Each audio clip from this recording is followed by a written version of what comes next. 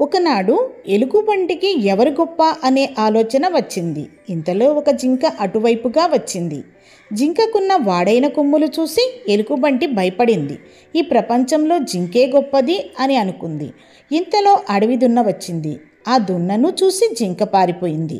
ప్రపంచంలో అడవి దున్నే గొప్పది అని అనుకుంది ఎలుగు. ఇంతలో ఏనుగు అటువైపు వచ్చింది. ఏనుగును చూసి అడవి దున్న భయపడి పారిపోయింది.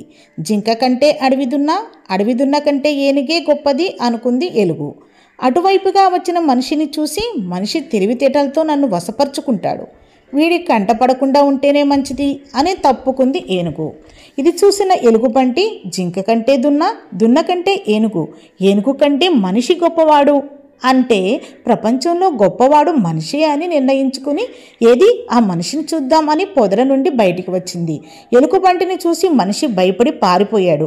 అది చూసిన ఎలుగుబంటి జింక కంటే దున్న కంటే ఏనుగు కంటే మనిషి కంటే నేను అంటే నేనే అందరికంటే గొప్ప అని గర్వంగా పొదల్లోకి పోయింది.